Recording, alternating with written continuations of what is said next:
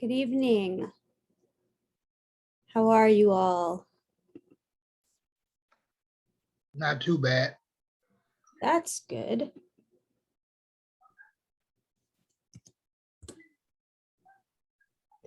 I just put the link to the presentation slides for tonight in the chat because I was not feeling great today and I kind of fell asleep for the afternoon. And then trying to come upstairs to my office to get set up for class, I managed to fall going up the stairs. Yes, I'm very talented. And drop my hot chocolate all over the place, and that still needs to be cleaned up. But you know, the cat's not going to do it. So anyway, I'm a little flustered right now, but I'm with you guys. And I did put the link on Blackboard now, and the link to the slides is right there in the chat. And any other links that we need during class, we'll go ahead and add those in as we come to them. I hope that most of you are doing well, which, let's see. Oh, Jackson, that's a little worrisome when you start feeling unwell suddenly like that. We'll have to keep an eye on that. Let's see. And oh, Shelby, I'm sorry. That's bad. Trying to give your child a haircut. I'm sure that was very challenging for you, and I'm sorry, but I'm glad you're here and we've got time to just like take a deep breath and relax a little bit. In my composition classes, we always start with, I call it kind of a brain dump time where you can just take a few minutes and write anything that's in your head or draw it out if you want to draw it, just kind of get all that stuff out so that we can then come back to class kind of with a clear mind, ready to go. So, if you need to do that right now, that would be a good idea. Let's see. Aw. You just did not want his haircut, huh? Poor kid. Yeah. Okay, we've got quite a few people here, but we do have a few who are not in the meeting yet. And we were going to start off with team meetings this evening to let you kind of run through those presentations, make sure you're ready to present, and then we're going to have you presenting. So while we're kind of waiting for those last few people that we hope will join us, I'm going to go ahead and make sure that everyone has sharing privileges to share screen. And I'm going to set up the breakout rooms as well so that you can have your team meetings in your breakout rooms. And I think I'm going to set an extra one just in case. Oh. Yeah, let's recreate. There we go. Okay. Let's see here. Does anyone have any questions or anything while we're waiting for a few people to join us?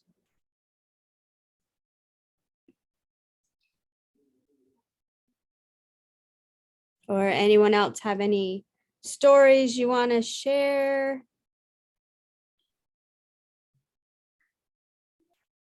Okay. I see that, Daniela. I understand. That's not a problem. Let's see. Oh, here's one more person joining us. All right. Trying to get these.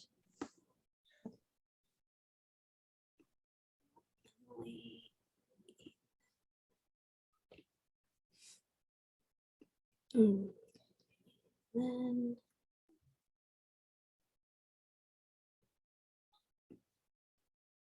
nobody has any questions? Nobody has any concerns about anything, and nobody has any stories to tell us? Anything at all you want to share with us?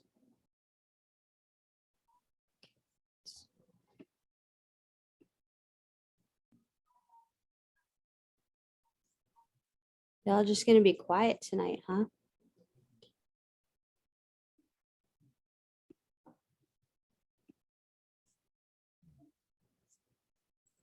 Okay.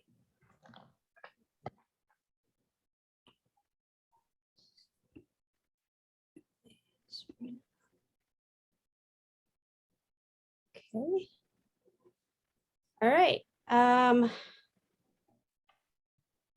Well, nobody has questions, I don't see, and everyone's going to be quiet. All right. So I have created rooms for everyone who is here. If anyone joins late, I will add them to the appropriate room.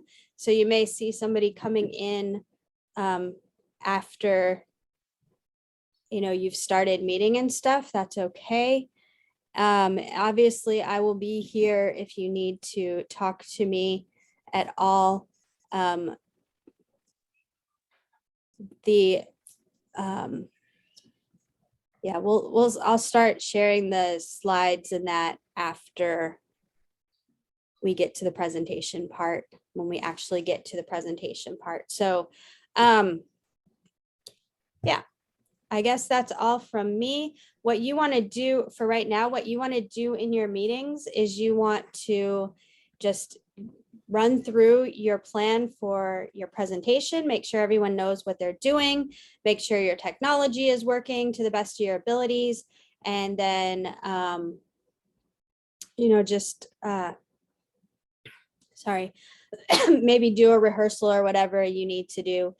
Give each other a pep talk. I don't know, whatever it is you feel you need to do, just go ahead and do that and then come back to the main room. I have allotted about 10 to 15 minutes for this. I don't know that you'll need even that much time if you're really prepared.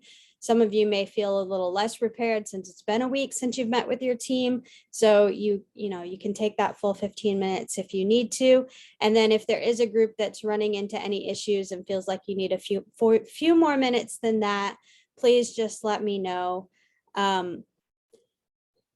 Yeah, so if you are ready, if you don't have any questions for me and you're ready, you can go to your breakout rooms and have your rehearsal time, your team meetings.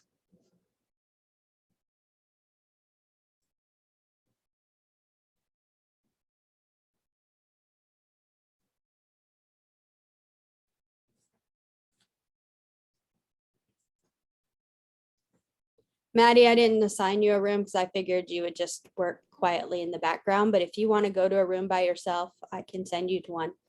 No, I'm okay. Okay. All I could think is like if I went to a breakout room is that song like all by myself.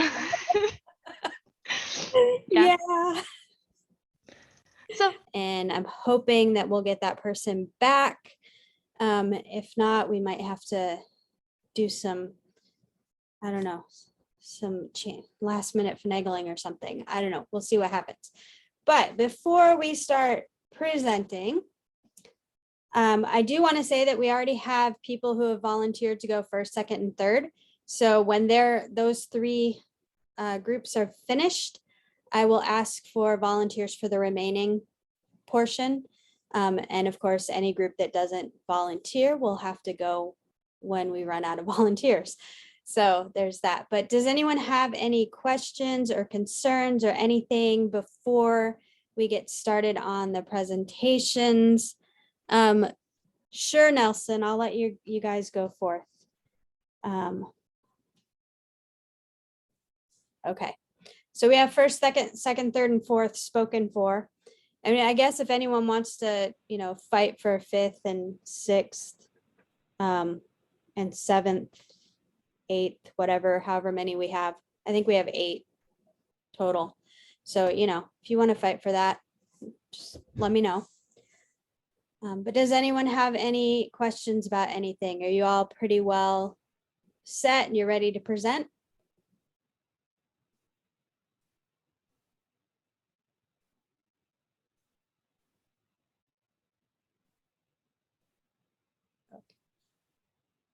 When you're present, I have a question in the chat. Do you want us to turn our camera on?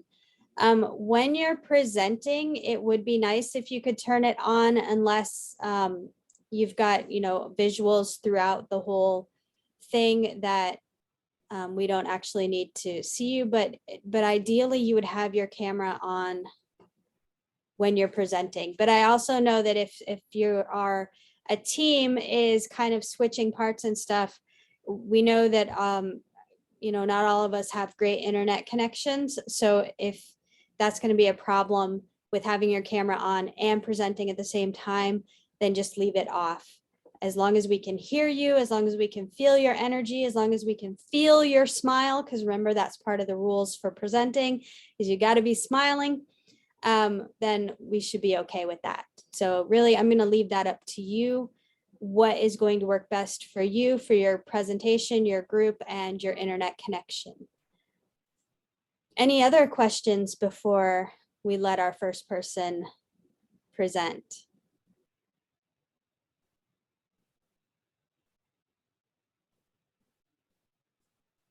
Okay, I am gonna ask that we all have our cameras off while others are presenting to kind of help with the whole bandwidth thing. So if you're not the first person presenting, which is actually Sharon, I would ask you to go ahead and make sure your camera's turned off unless you don't think you'll be able to turn it back on again when you need to, and then go ahead and leave it on just because it might be more of a hassle for some of you.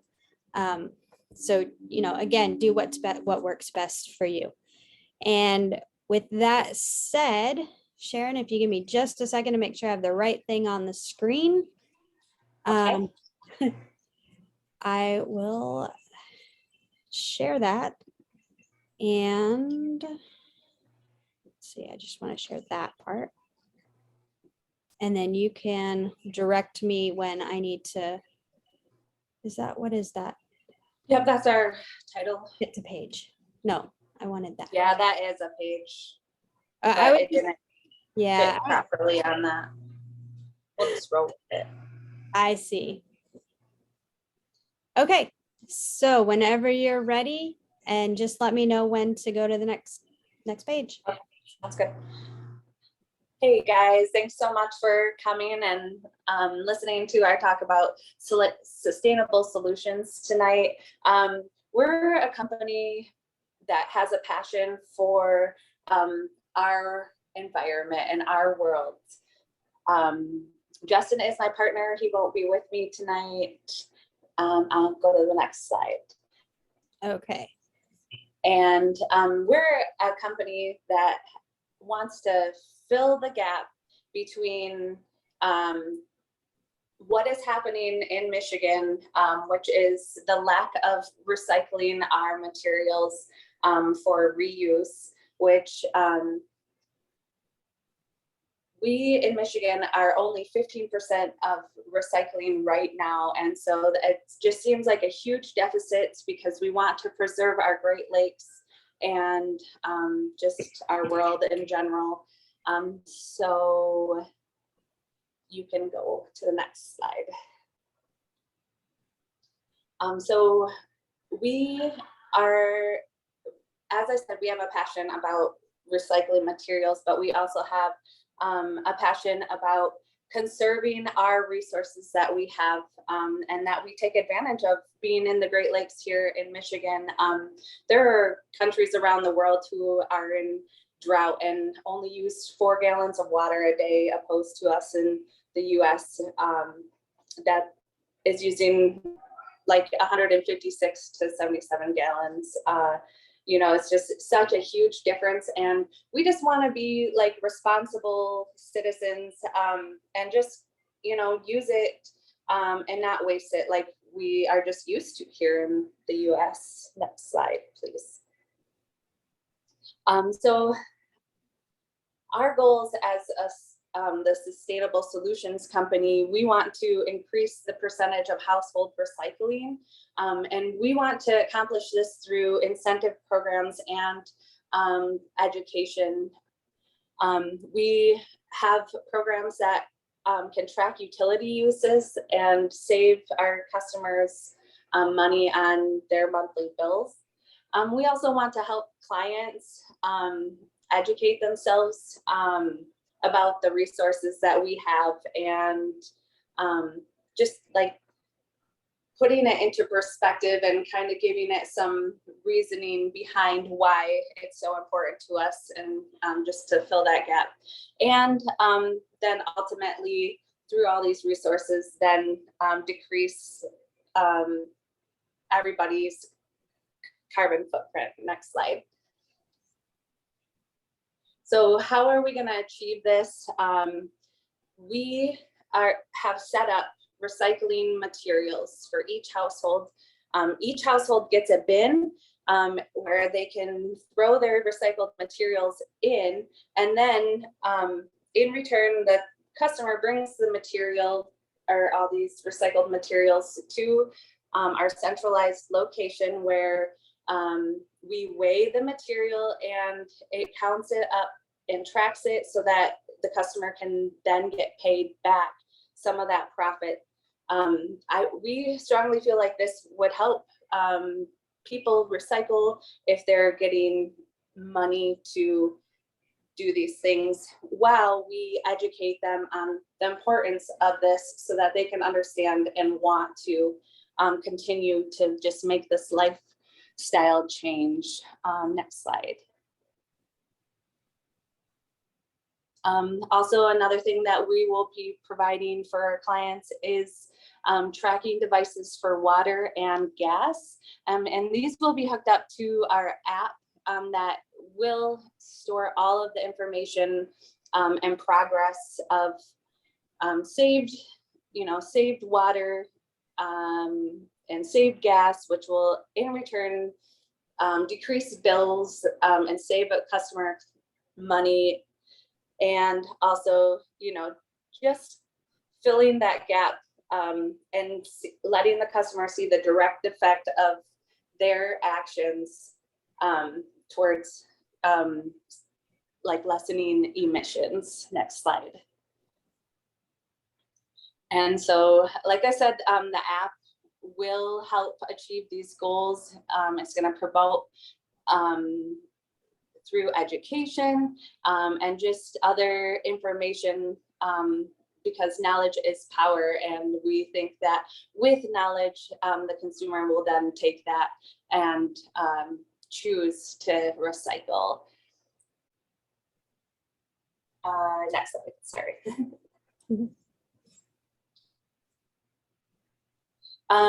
So why us? I mean, as Michiganders, we get 10 cents back for our cans, and we just feel like that's like not enough of incentive, because there's more than just aluminum that you can recycle. You can recycle plastic, aluminum, and cardboard, paper. There's just a lot of materials in your everyday life that end up going in the garbage that like you can make money off of for recycling through our program.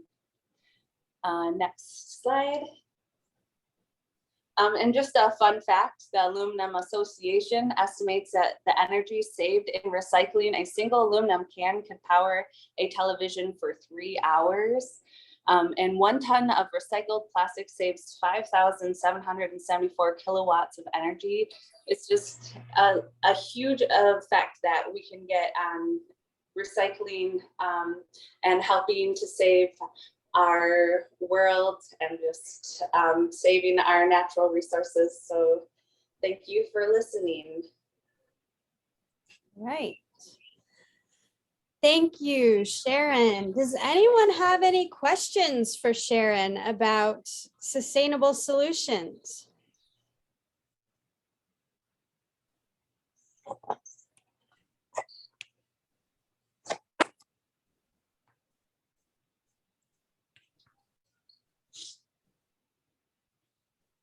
You guys all really want to be quiet tonight, don't you?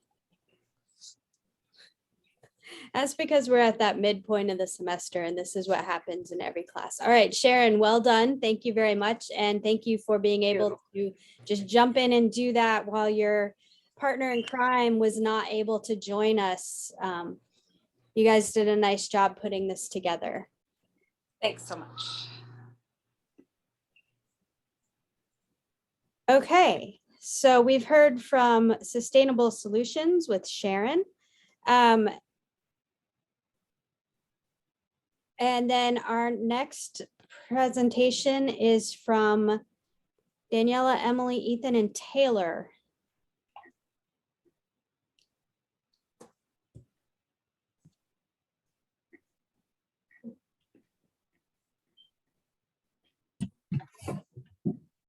Did you want me to share my screen, or do you have our slides? I would love for you to share your screen. Okay, sounds good.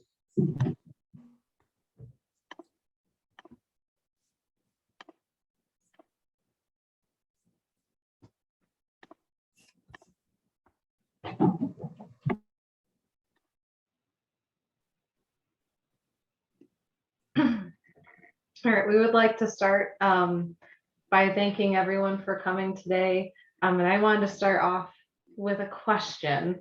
Does anyone here have a dog? Does that dog tend to not come when you call them? Well, my dog Stella is one of those dogs. My dog Stella is a corgi, and due to her herding instincts, she's constantly leaving the yard to chase after squirrels and other dogs, and even people. And the sad fact is we do live on a very busy road. I've tried an e-collar on her to train her to stay in the yard, but sometimes I don't have the remote to the collar on hand, or I'm constantly either losing it or it isn't charged. But I know something I do have on hand at all times, and that is my smartphone and my smartwatch. The solution to this problem, treat my phone or my smartwatch as the remote to my training collar. Our team has come up with an app and collar combination called Hey Doggo. It consists of a training collar that connects to our Hey Doggo app that can be downloaded on either Apple or Android devices. With this product, worrying about losing or not charging my remote will be a thing of the past. To go over the value and vision of our product, I'll now hand this presentation over to our web and app developer, Daniela. Hello all. There are already so many things that we carry on our day-to-day life that handling a dog collar remote should be the last thing we should be worrying about. You already have your phone on you anyway, so why not control your dog from there too? Our fast and efficient collar that comes with the app can charge as fast as 4 hours, and it's so easy to manage from our phone app. Our incredible team of experts that have worked so hard to make this perfect have perfected this app for you to use. So let me introduce you to them. As we, Taylor will be our head of public relations. Ethan is our content creator, and Emily is the head of finance. I'll let Ethan take over the rest. So once the collar is activated, you have access to a wide variety of features. For example, if you were to click on the Dogs app button on the far right phone, you would receive a screen pictured like the second phone. There's different training features, including an audible beeping, the vibrating of the collar, and a zapping feature. And the intensity can be adjusted for each of these. There is also a tally tracker feature to track how often your dog poops or pees each day. There's also a built-in GPS inside of the collar that, when linked to the satellite, can tell you exactly where your furry friend is, up to within 15 feet. And the collar also tracks how much your dog has walked each day. And you can also see the battery life of the collar on the phone and the watch in the upper right corner.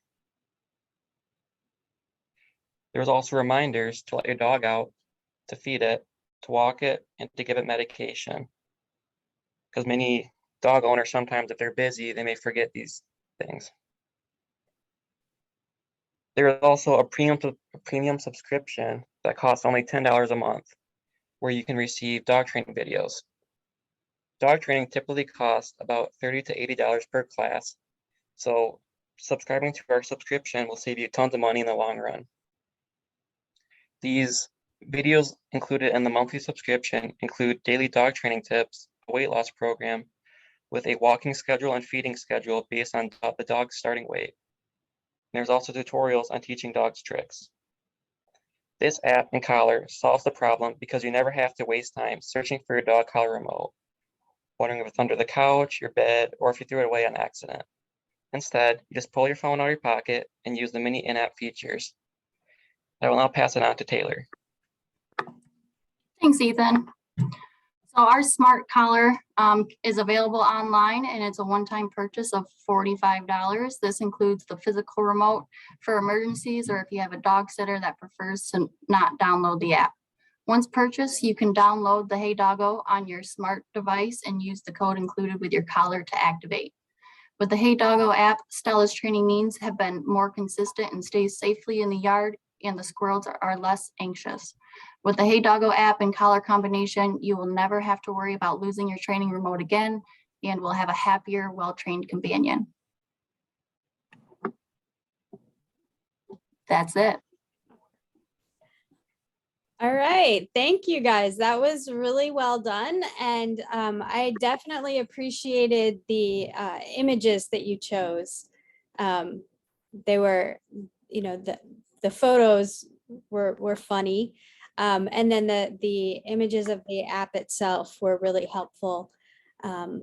Does anyone else have any comments or questions about this presentation? Is anyone ready to get the app for their dog? Can you make one for a cat? That's what I need to know. You can put Specifically, it on your cat, yeah. yeah, well, yeah, because my cat just can't seem to learn not to scratch the furniture. Jackson says he'll get it. So, you know, you guys would have some takers on this if you ever, Maddie. Maddie's very supportive. She's gonna get one even though she doesn't have a dog. So that was a really good product idea. And I think that if any of you are actually in that field of development and want to get that going, I think you would definitely have an audience for that, a consumer base for that. So well done, thank you. And we've got some more good job comments in the chat, so. All right. Okay, any other comments or anything? Questions? Okay, thank you again, Daniela, Emily, Ethan, and Taylor. And the third volunteer was Maddie, so we'll let her take over the presentations now. All right, just give me one moment to set up here. All right, no worries.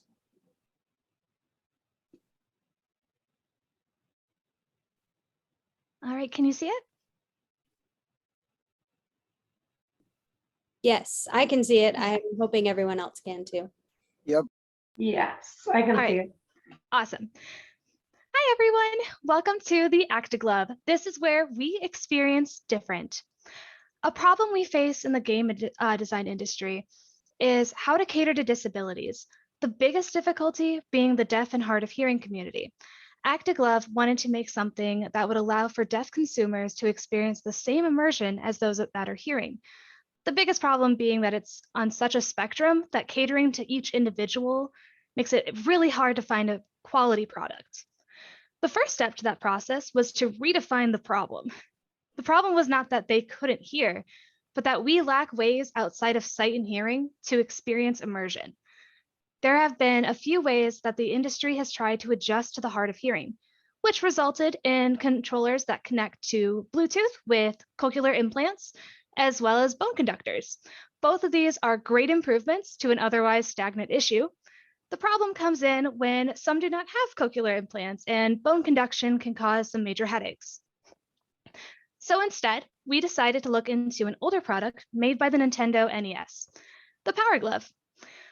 There was some really amazing features added to this glove, but the problem was pretty obvious. It's confusing and overall really uncomfortable to wear. So we took a look into other methods to try and bring things together, like rumble strips, light indicators, as well as keeping it as convenient as possible. This led us to the Acta Glove, a small glove that fits your hand with synthetic material to keep it comfortable as possible. The Acta Glove has a screen with color indicators to let you know if an enemy has hit you, a character wants to talk to you, or you've been badly injured. Plus, the little buddy on the screen is adorable. Rumble straps allow for a more immersive experience. Now you can actually feel as if you're in the game, VR or not. If you get hit, you can feel the rumble on the side of your arm and wrist. The buttons on your fingertips allow for an easy play as well as being VR compatible. You can actually feel as if you're picking up an item. This concept is so close to being a reality. All that's left is to receive the funding to make a prototype and market it to a wider audience. Thankfully, we only need $50,000 to make a basic prototype for the roleplay side of games on the console end. With this sponsorship, you will also receive 10% of royalties as you join the Acta team. In short, we are reimagining what it is to be immersed in a video game. While it is marketed towards hard of hearing, anyone would be able to enjoy the Acta Glove. Join us on the Acta team to experience a different tomorrow. Thank you. That's all. Good job, Maddie. That was really nice. And one of the things I appreciate about the product itself is that it isn't limited in its audience. Like you Jackson's making clapping noises. I like that you thought about how it's inclusive. So it's including those who are part of the deaf and hard of hearing community while not excluding those who aren't part of the community.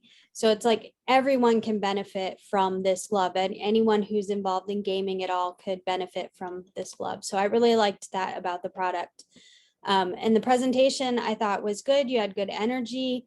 You hit all the points that I was asking for. You were clear in what you were asking for as far as funding and what investors would get in return. So thank you. That was wonderful. Does anyone have any questions or comments for Maddie? Thanks, Emily Emily. likes the drawings.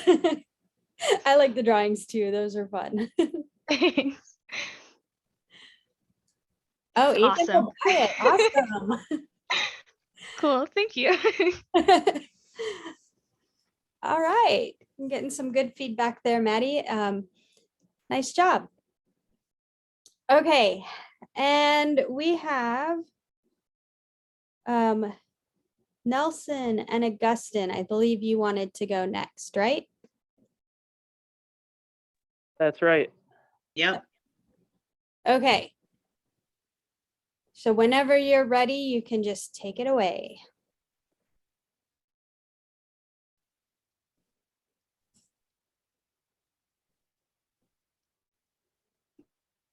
All right, are we seeing this okay?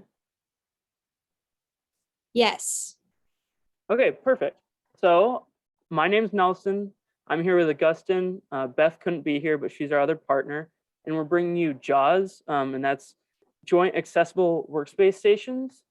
So it's an easy, quick, and on-the-fly workspace using these Herman Miller office pods. And that will have as a service in a variety of cities and starting in Grand Rapids.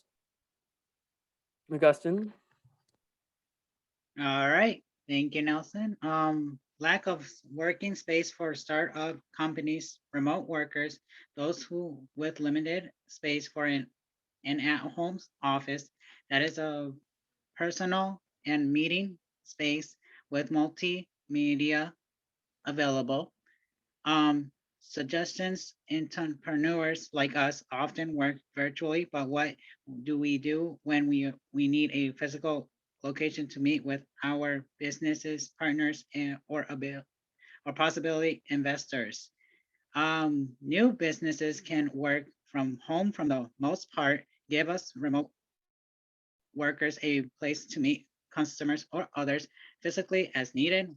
Writers, students, businesses, owners, and have a quiet place to work and focus.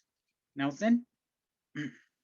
So our presentation here is bringing you a solution to this problem that there aren't a lot of places, like Augustine talked about, for these people to meet and have office space if you're working from home or if you need somewhere professional. So these spaces are rentable and they look like this. So we've got a variety of units. Ideally, we want to have 4 single use, which you can see here down at the bottom. And this is a little floor plan we drew up. And then those would be for 1 to 2 people for closer and personal meetings. And the other ones, you can have training rooms, the 2 to 12, that's just a big open space with a projector. And all these offices will have setup for, like he talked about, with the multimedia setup for your computer. So you bring the computer and everything else is there, a projector, a TV in some rooms. We've got also monitors and those sorts of things to provide you with the office space that you need to help have a professional meeting. And so this is something that you'll sign up through online or over the phone. And what we are doing is we are using an app that we can have just for signing up for these events and these spaces. You can sign up for different time slots. You can regularly sign up for a time slot if you want to have a regular meeting every week or every day even. But like I mentioned, on the fly, you could do one. You could look at your phone. Hey, we've got a space open in 15 minutes and I need that. So you can sign up for that on your phone and you're good to go.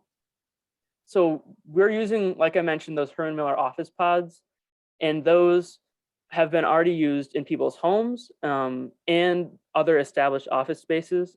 So that's a tested and already used feature of our business that we can implement right away. And it's bringing a value to a unique value to our audience, because there's no product like this currently out there.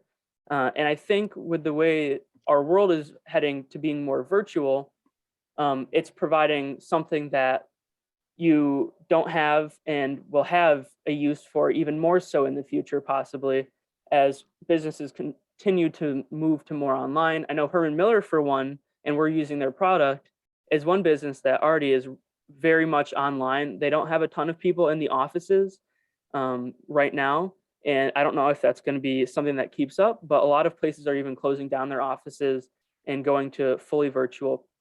So after the initial cost we get through with these pods and the equipment, we're looking at something that is there's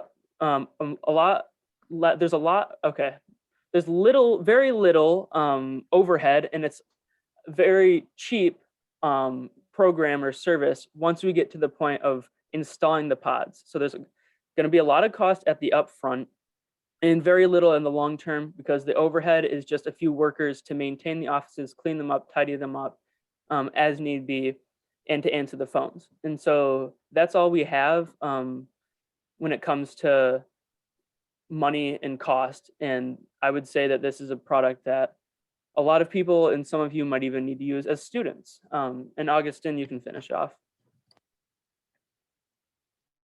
All right, I'll finish up here, Nelson. So this office will help you to save you time and money. And thank you for listening, and have a great day, and stay proactive, everyone.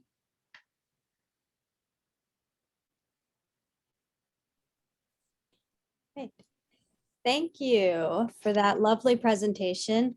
I have to admit, like, I had trouble kind of visualizing what you were really thinking of from the previous work you've done, but now that you've given the presentation, I understand much better what you're going for. And I think you have come up with a product that is very timely.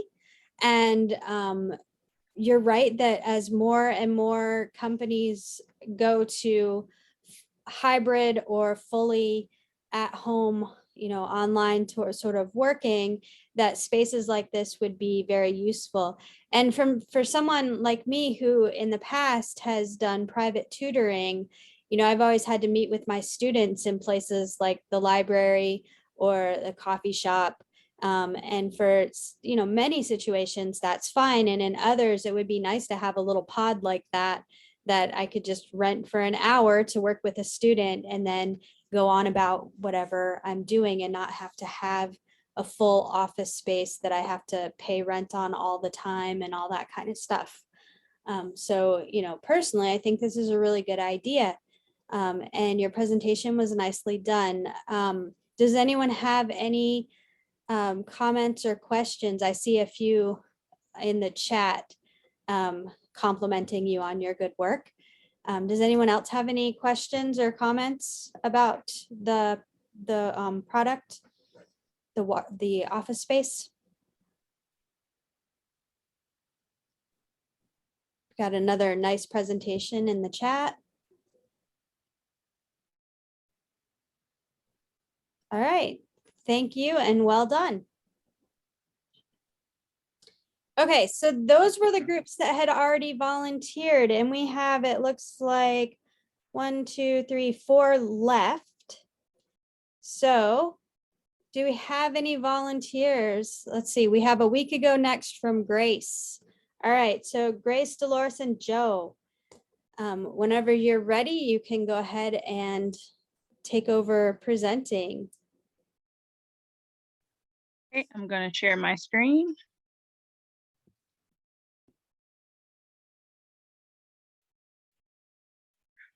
Just 1 second.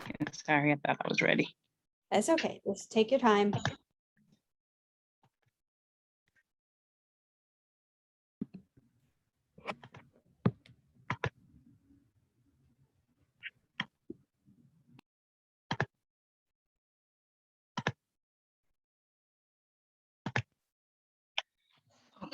All set, Grace.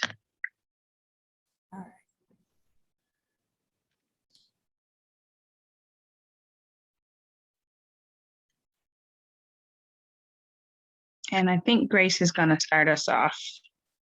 Okay. Yeah.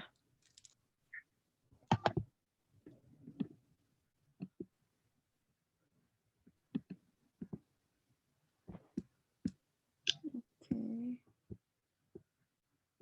Should I start now? Yeah, whenever you're ready. Okay. Hi, everyone. Me, Dolores, and Joe created a product called MOOD. It stands for Mental Onset Operational Device, and it's designed for people suffering from mental illness. And I think Dolores got the next slide. Thank you. Have you ever wanted to check in on your patient without seeing them in the office? Ever wanted to check in on multiple patients' progress and health? What if you could check in on their meds, progress, and even their moods with a shared device between your patient and yourself? Ever worry about a family member that battles mental illness and not sure how they would survive, or wanted to check in on your adult loved ones without taking their independence? Well, mood is an option to be considered.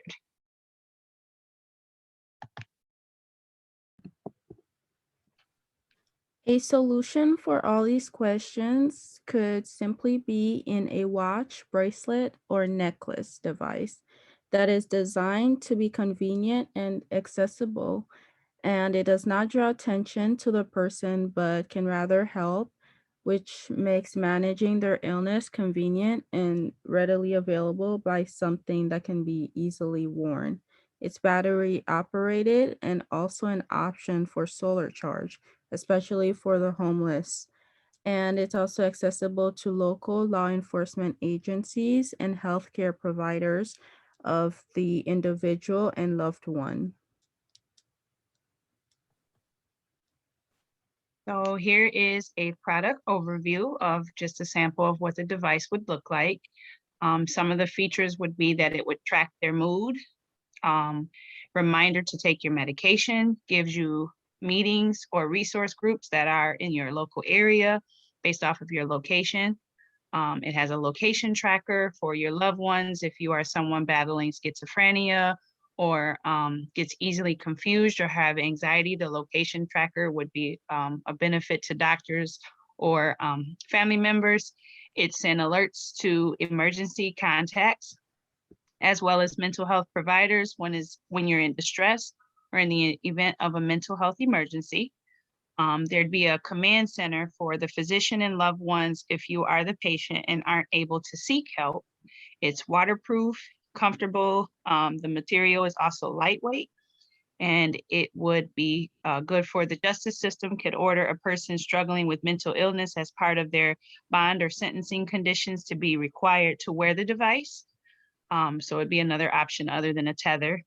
Term options available, whether it's short-term or long-term options available upon doctor recommendation. And then there would be custom setting options available based on medical necessity or medical recommendations. When it comes to who can help, we came up with a lot of different people, like doctors and law enforcement, family members, probation, like the Department of Probation when it comes to criminal justice, and mental health facilities. With doctors, the willingness to work with the circle of support, like recommending the treatment as an option for a patient who they think these devices can help with. With probation, enforcement of mental ill inmates or people being released for continual treatment, as in if the probation department deems an inmate as suicidal or struggling with an illness, they could recommend this device. Loved ones can help by encouraging and supporting the patient. and mental health facilities as well. They could advertise the device to the appropriate patients and work with probation officers or the law enforcement. They could also help with funding, and they can advocate with insurance upon the medical necessity. I can also do the next slide, Dolores. Okay, so some benefits with the product is that there's cool and it's a cool product and it's pretty stylish.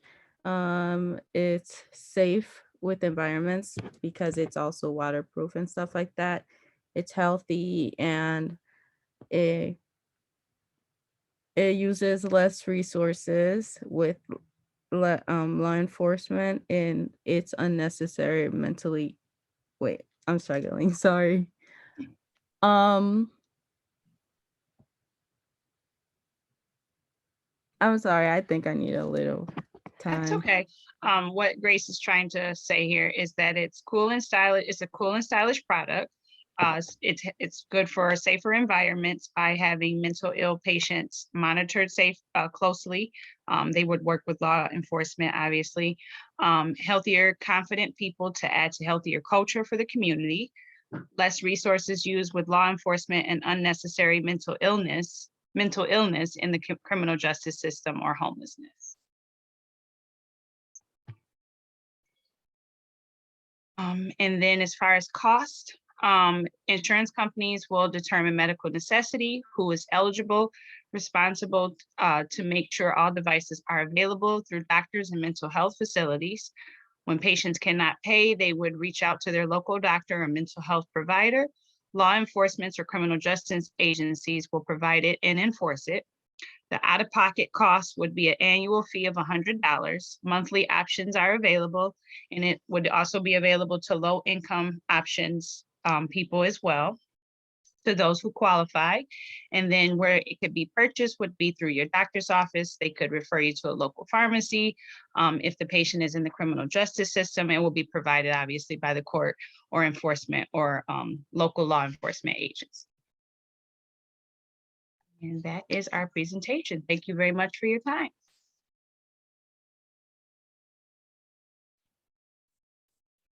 Great, thank you. That's another product. You guys have all come up with products that are really well thought out as far as being beneficial, being timely. And this is one that I think is, a really good, useful product that could help a lot of people.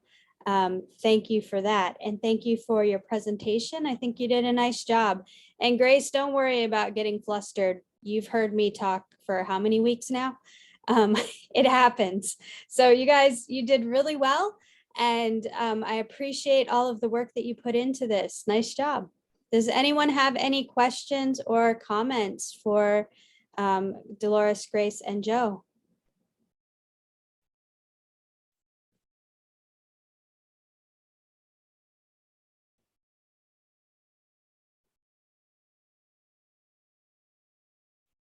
Okay, we've got some love being shown in the comments, in the chat, with some good job and great job. So well done.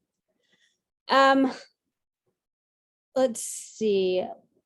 Shelby and Landon have volunteered to go next. So whenever you're ready, I'll let you take over presenting. Thank you. I'll go ahead and share our presentation. Give me just a moment.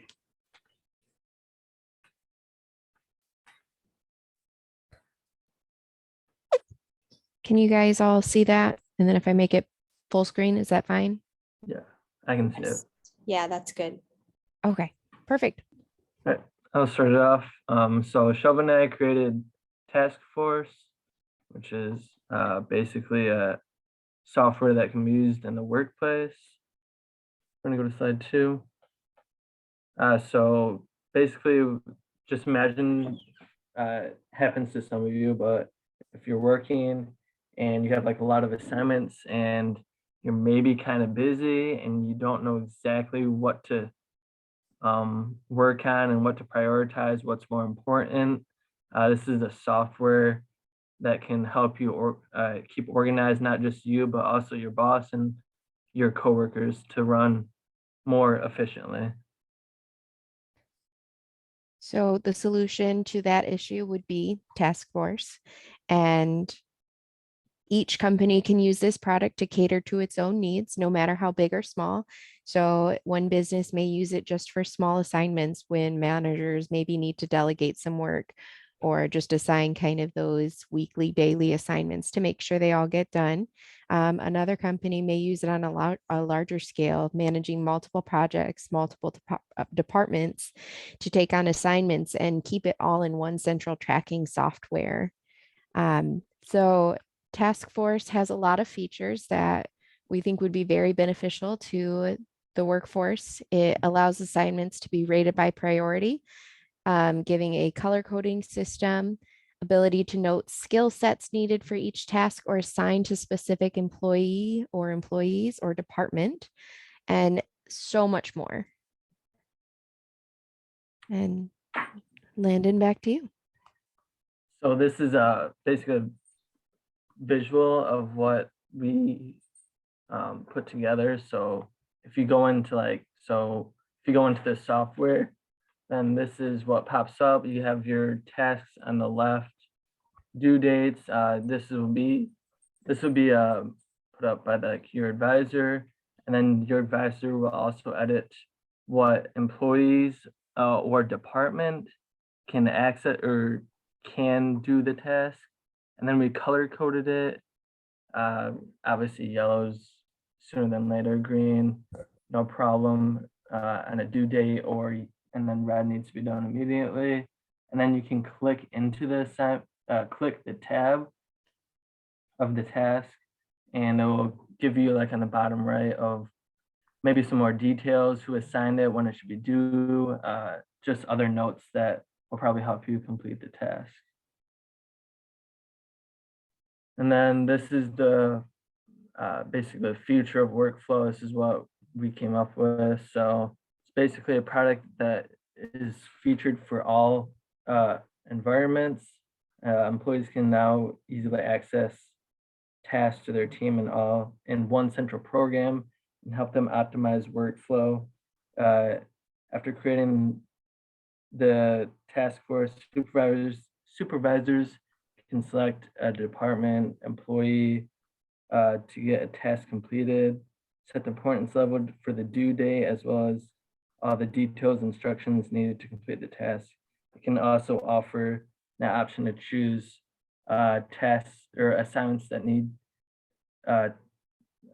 to be completed either daily, weekly, or monthly. So in conclusion, as you can see, Task Force is designed to be a user-friendly application for all sorts of work environments. It will allow for workers and supervisors to follow the progression of any assignment and maximize the management and workflow of each assignment as it goes through the company. So thank you so much for attending our presentation. Please let us know if you have any questions on the product. Thank you. That was, again, another really good, timely, useful product. I know I could use that just to manage my own work, not even, delegating anything, but just managing myself. And I also definitely appreciated the nods to the office in there, although I do not want Michael Scott to be my supervisor, my manager. So I'm going to change that. But anyway, your presentation was good. Your product is good. And I think you guys did a wonderful job. You have some compliments in the chat here. Some very well spoken. Good job and that. So so well done. And does anyone have any questions or comments you would like to make about Task Force?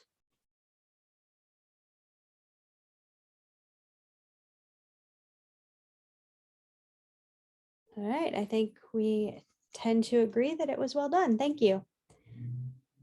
Okay, so we have two groups left. Which group is going to volunteer to go next? We have Jackson and Jaden, and we have Edis, Riley, and Sabrina.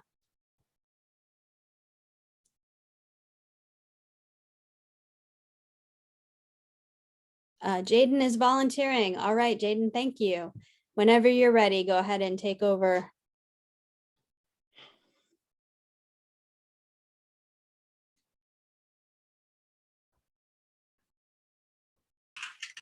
Oh, sorry. Okay. So my name is Jaden and my partner is Jackson, and we are the creators of Ice Away. Are you sick and tired of scraping ice off your windshield and paying someone to ply your driveway? Well, then Ice Away is just the product for you. Many people know just how scary it can be to lose control of your vehicle while driving. Well, with Ice Away, black ice becomes a thing of the past. Not only can Ice Away be used for roads, but you can even use it on your windshield or even your sidewalk and driveway. Salting roads is very common in snowy places, but that comes with the risk of your car's underside being corroded away. Ice Away causes no harm to your vehicle and no harm to the roadways, so it makes it a more sustainable long-term product for keeping your roads safe. Our vision is to make the world a safer place, one where you don't have to worry about losing control of your vehicle or worry about slipping and falling just for walking into your own house. And we believe that Ice Away could provide that future to just about everyone.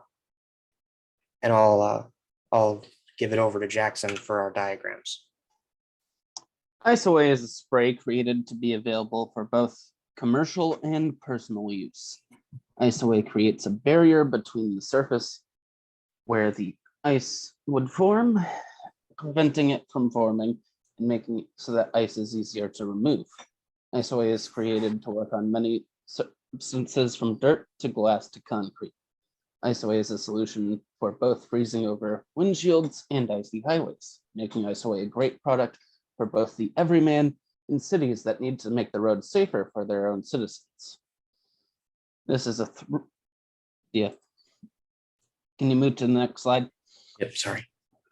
This is a 3-gallon canister of Ice Away created to refill previously used cans, fill personal spraying equipment, and also spray trucks that are meant to spray liquids from a device attached on the back.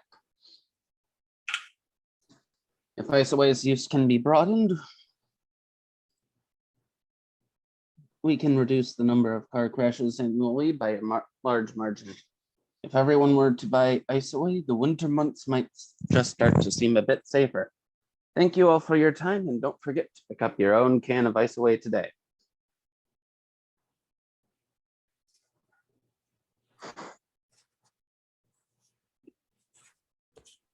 All right, I think we all can agree that we would like safer experiences in the winter. So Ice Away seems like a really good product to have, come up with. And your presentation was nice, and I think you did a great job. So we have one comment in the chat, very nice product. Does anyone else have any questions or comments?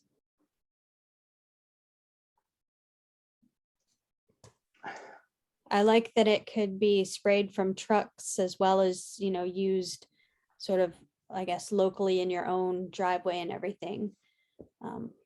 Like the versatility of it is really good. Right, we've got some very nice product. Think it's a great idea and great work in the chat. So well done, guys. Thank you. All right. We have one group left, so you are the only group you have to volunteer. I guess we got no choice, huh? That's right. You have no choice now. There goes nothing. When you guys can see my screen, and if you can see the presentation screen, because I got multiple screens. I can see your galactic goggles. All right, awesome. All right, welcome to Galactic Goggles. Welcome to the world you've never seen before by Sabrina, Riley, and Edis. Our plan is to get rid of Zoom meetings. COVID has forced a lot of remote working, which makes it hard for employees to interact with their coworkers and justify their exact emotions. By getting rid of Zoom meetings, this allows people to feel less isolated and be able to build stronger relationships with their coworkers. Do you find yourself happy working from home? Many of us would answer yes to that. I have to agree. It is nice to be working from our own living room, but what are you missing? In-person interactions. Interacting with people on a day-to-day basis is extremely important to the growth and evolution of humans as a society. This is where we come in and resolve the problem of impersonal feelings of Zoom calls. Our galactic goggles are used to enter a virtual space that is created by the host of a meeting to allow for employees to collaborate in a virtual world. Employees are able to communicate and interact with coworkers in the space, removing that isolating feeling of Zoom calls. Our goggles will provide a fun and inclusive feeling to all employees working remotely. Specifications. The goggles are a headset with a mic included and are programmed to enter the virtual space by simply pulling the headset over your eyes. The headset then scans the individual's face to relay emotions and facial expressions on the avatar of your choice. Each member of the virtual space gets to pick or customize a character they will like to use. The character will be in full first-person perspective with only the user's hands visible. Other members of the meeting will be able to see the avatar in full. Our headset plugs right into the computer or laptop, which removes that hassle feeling of having to charge the goggles in order to operate them. The user must be connected to the internet to enter the virtual space. The virtual space is the world you enter once you put on the galactic goggles. Here, you'll find yourself in a menu to choose an avatar before the space begins in a first-person perspective. All members of the virtual space must be invited by the host and given a passcode to enter. The background of the space is chosen by the host. Controllers are also included with the product for the ability to gesture and pick up items for a real-life experience when presenting or explaining ideas in meetings. The interactive controllers are rechargeable and come fully equipped with their own charging stations.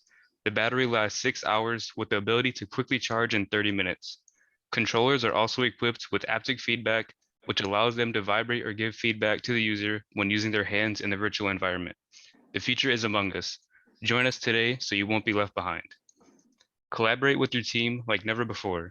For only $199.99, the possibilities are endless. Join us today for an immersed virtual experience. In conclusion, our product will change the space of remote work forever. This innovative technology is an inevitable part of our future, so dive in today and improve your team's chemistry. Join the movement of Galactic Force. Thank you, and that's all, folks.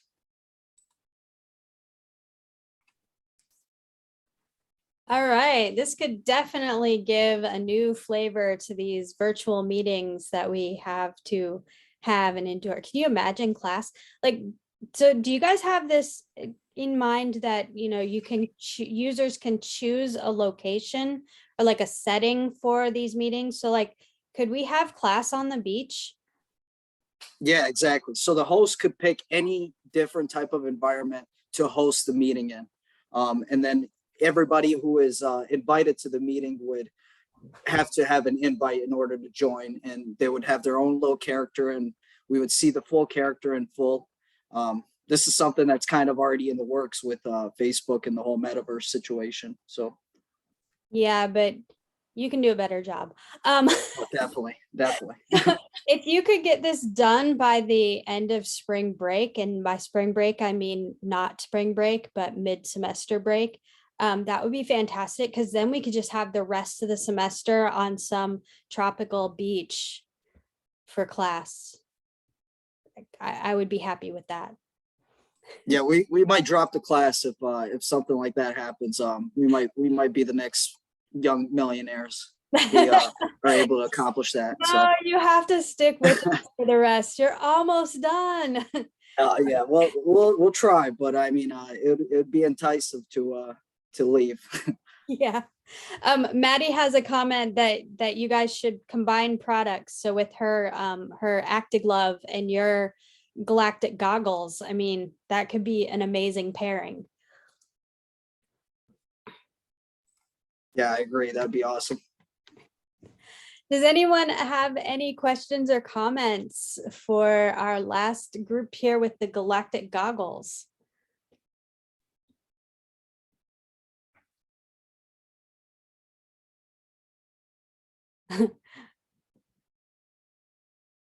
Augustine wants all the products. Yes, I think I want all the products too. All right, you guys did a fantastic job. So thank you very much. And overall, I think you all did a nice job creating your products, thinking about what could really be useful. Jackson wants to set his avatar to be a shark. Well, that could be a little bit scary, Jackson, but if they set it up for you to be able to set yours as a shark, then yeah, Riley says that's fine. So yeah.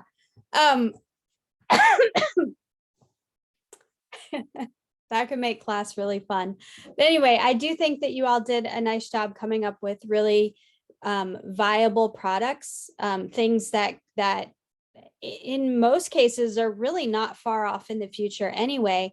And so they could really work, or some of them are kind of a twist on things that already sort of exist, but make it even better.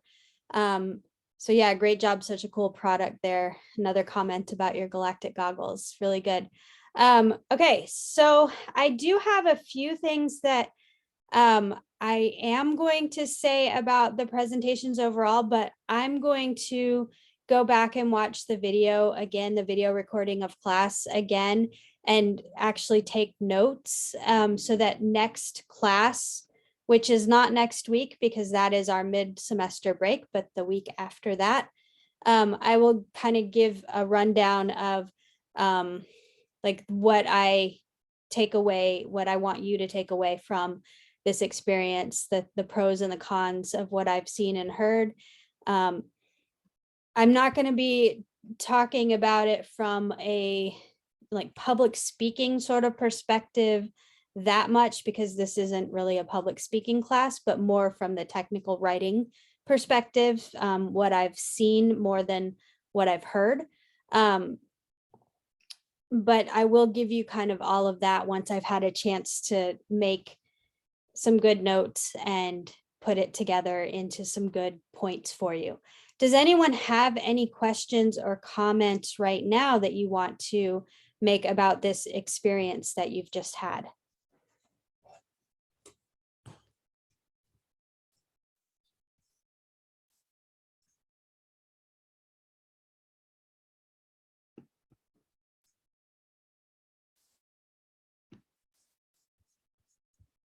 Okay, so you've all gone back to being quiet again. I get it. You've used up all your energy on your presentations. All right, well, in that case, I'll just go for the whole group this time. Okay, so in that case, we'll move on to the next part of class for tonight. I'm only going to talk for a few minutes, and then you're going to go back into your breakout rooms with your teams again, and the rest of class will be spent on you getting your instructions for use together, so that you can get those done. So a quote from Business Communication for Managers, an advanced approach here is, good instructions are unambiguous, understandable, complete, consistent, and efficient. So those are the characteristics you want to keep in mind as you are getting ready to write some instructions. Writing instructions requires clear, precise, and simple writing, a thorough understanding of the task. So if you're going to write instructions on how to do a task, you really have to understand the task itself. You also have to have an understanding of the user's perspective and needs. So what does the user need in order to be able to follow these instructions and to do the things that you're asking the user to do, to use the product that you've designed? And then you have to have an ability to capture the procedures in writing that meets the user's needs. So that writing has to meet the user's needs.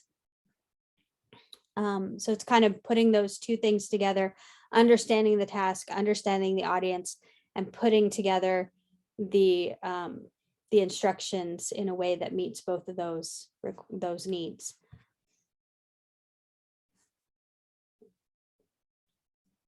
when you are looking at instructions for use in, they're going to vary from different, one product to the next. We see some instructions that are very detailed, that have, a lot of information, and then you have IKEA furniture, which is all pictures. So you kind of go from one end to the other. You want to ideally land somewhere in between. You don't want to be filled with information, filled with lots of detail, but there are a lot of people who hate IKEA because of the picture instructions. Personally, I love them. I can put IKEA furniture together like I could have a job doing that. I would hate it, the job, because I would get tired of it after a while, but I could do it. In fact, I have friends who, every time they get a new piece of furniture, they're like, can you build this for me? What do I have to pay you for that? And but that pictures only doesn't appeal to everyone. It doesn't meet the needs of everyone. So you want to kind of get in the middle. And how do you do that? You, first of all, look at these common features that we have. We have a precise title. So the more direct your title can be, the better. You have an introduction with background information. Those product descriptions that you wrote, this is where you're going to put those as part of the introduction to your instructions. So if you really thought through that product description and you wrote up a nice paragraph or so describing your product, then you're going to be able to just basically copy and paste that into this instructions for use document that you're creating. List of parts and tools, if that's applicable.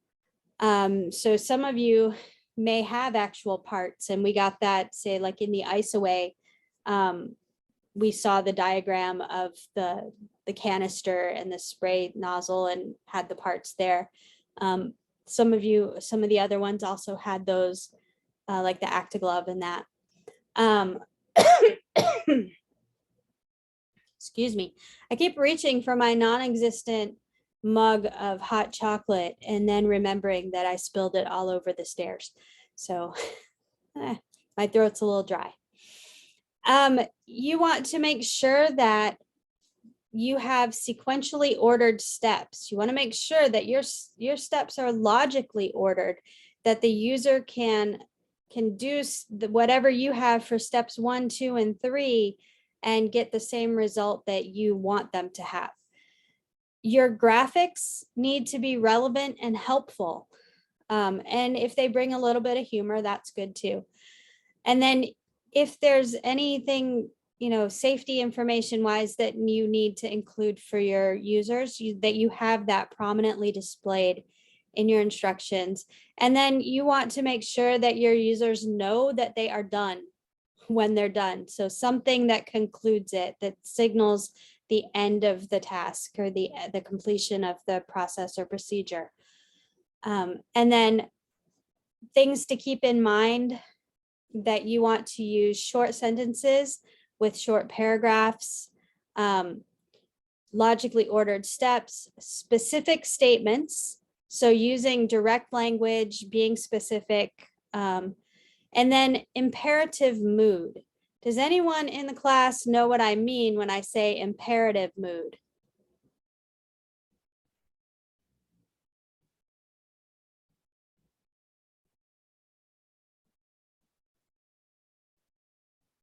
I'm going to take that as a no, and I'm going to tell you. So if you already know, that's good. And if you don't, you're about to learn. Imperative, that actually comes from a Latin word, imperare, which means to command. So those are the commands. You want to make sure that you are saying, press the blue button, rather than the blue button must now be pressed. The first one, press the blue button, is the imperative mood. You are directly telling the user what to do. The second one is passive voice. The blue button must now be pressed. It's a passive voice construction. It is not imperative mood. It's more of an indicative mood. and it does not tell you who's supposed to do the pressing of the button or how that button is supposed to be pressed. So that one is less direct, and it's not going to get your users where they need to be. So you want to make sure you're using the imperative mood. You want to make sure that you have the most important information at the beginning of the sentence. So you don't want to wait until the end of the sentence to tell the user what they really need to know. You want to write your sentences in such a way that the user understands from the beginning what the most important information is. That is because a lot of us, when we're following directions, we don't really read all of them. We scan them, and it's easier to find the important information if it's all at the beginning of the sentences. You want to make sure you have only one step per sentence. You don't want to load your sentence with first do this and then this and then that and then that. Because again, people, they only look at the first part of the sentence anyway. And if you're giving them multiple steps, they're not going to see them. They're not going to follow them. They're going to get confused about which one comes first and which one goes next. So one step per sentence. You want to, as much as possible, avoid jargon and technical terms. There will be times when you have to use technical terms. If you have a labeled diagram that the user can easily see the technical term and what part of the product it is, that's okay when you need to use the terms. But if you can avoid using them, that's better. You want to make use of examples and analogies to explain confusing or difficult concepts as they come up. That just gives the users another way of thinking about things and understanding them. You want to make sure that you include all the steps, that you don't take any shortcuts, you don't skip anything. And that's a really important part of writing the instructions. And then you also want to make sure that you're using white space well. You don't want everything all crammed together. You don't want all the space filled up with all the things, with all the words and all the diagrams and everything. You want to make sure that there's enough space that the user's eyes can focus where they need to focus instead of getting distracted by all the other things on the screen or on the page. So when you are going to write good instructions, you want to start by analyzing your audience. Who's your audience? What are their needs? How familiar are they with products like yours? You want to keep in mind that for this project, this part of the project, you are presenting your product, you're teaching your users how to use your product. So these are people who have somehow ended up with your product, whether they've bought it or been given it or whatever. They're not experts in your product. They're new to it. So they need to be walked through how to use it. And then the tasks. You want to think about how many tasks your users will have to perform in order to use your product. What are these tasks and what are the steps involved in each task? So if you have an app, you might have multiple tasks and you would have to explain what each one is and how to perform each one, how to do the steps to get each one to work. If you have a product like the IceAway, there's really only one major task. And so you just have to make sure you explain all the steps in how to make sure that people can operate this canister and use it the way it's meant to be used. When you're writing up your tasks, you can take one of two approaches, and in many cases you might be kind of combining the two approaches. A task approach, which is those ordered steps, first do this, next this, next this, or a tool approach. So you have different functions, and for each function you choose which you list the different tasks in each function. That can be, thinking more along like an app that has a few different options on it. And then you do want to group your tasks, especially if you have multiple tasks, you'll need to group them. You may not have all of these groupings, but these are some of the common groupings: unpacking and setup, installing, like if it's an app or if it's software or something, customizing. So how can you make it work for you? That might be your avatar. Like, how do you set up your avatar for your galactic goggles? Operating instructions, any maintenance instructions, and then any troubleshooting instructions. And then you have graphics. I mean, we talked a minute ago about how you don't want it to be overloaded with text, and you don't want it to be only images. You want to find the right balance where you're using high quality graphics that are helpful. So it might be a troubleshooting chart instead of a paragraph about troubleshooting, but a troubleshooting chart. You have a diagram of the product with the parts labeled. You have a list of the tools, or the parts and the tools. You might have pictures of different steps, especially pictures where a step might be a little complicated to explain in words, but a picture can really help the text make sense. So you want the graphics where they are most helpful. And then you want to think about how you would format your instructions. What headings would you have? Where do you need lists? Whether those are numbered lists or bulleted lists. What kind of special notices do you need, like about safety and maybe about disposal of any disposable parts of the product or anything, refills, replacements, those kinds of things. So that's what you would want to be looking at there. So at this point, are there any questions that you have or concerns that you have? For ours specifically, since it's a service, should we do instructions for signing up for the service then? Yes. Okay. Yeah. Yeah, obviously you'll need to tailor this to the kind of product, or in this case, service that you have. This is, kind of general here.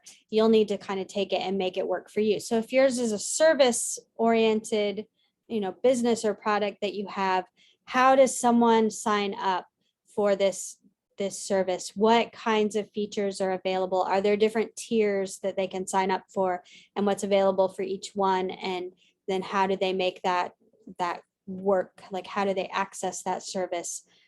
What's the procedure for, is it an ongoing service? And if so, what's the procedure for maintaining that, that kind of thing? So yeah, and if you get into this and you're not really sure, of course, you can always ask and come back and say, hey, this is what we're doing. Is this what we're supposed to do or not? Okay, thank you. Yeah. Any other questions or concerns?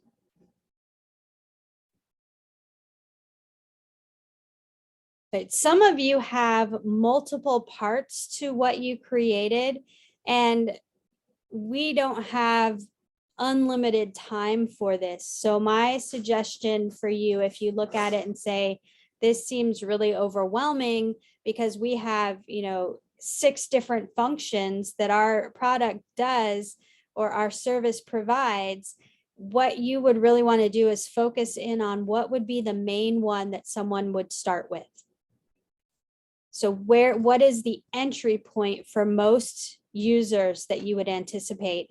And then write the instructions for that.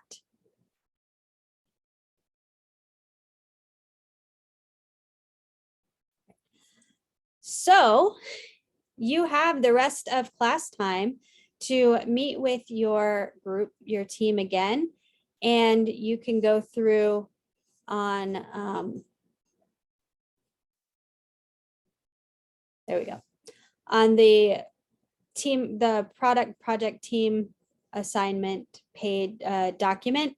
You can go down to part 3 and you can see everything sort of listed out as far as your rhetorical situation, to assist users in using your product is your purpose, your audience or general consumers of your product, Your content is task instructions with sufficient detail, graphics, and background information.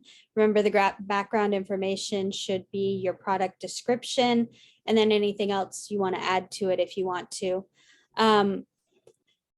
You want to make sure you hit these points. Anything that is relevant to, or appropriate to your particular product. You want to make sure you're using the right style of writing here. You're paying attention to the details that you need to have, and then design things here. This I have set due for Thursday at noon. I think you have enough time to get this drafted today, and then maybe if you have a shared document, you can work on revising it over the next couple of days and get that in on Thursday. I really would like you to have this done before you go on mid-semester break, because again, I do believe that breaks should be break time for you and not have to worry about an assignment that's not been turned in yet. However, I know this is maybe a little bit of a short turnaround time, especially since we're not doing a peer review on this. So if you do run into trouble meeting that deadline, please contact me and we'll see if we can work something out that would work a little better for you and not require you to have to do this work over the break. Are there any questions for me at this point?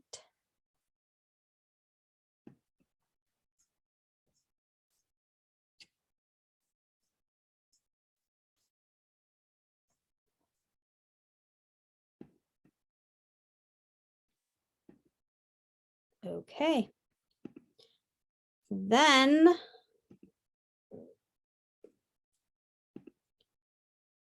the rooms are all open, and I know we've had some people who have had to leave, so I will reassign you to your room. Just give me a second to do that.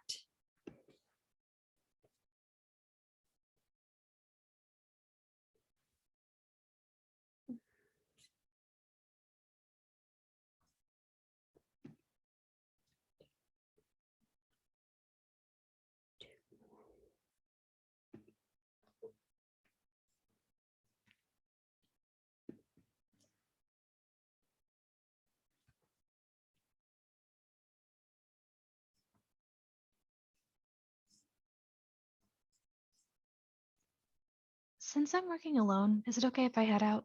Sure. All right. Have a good day. You too.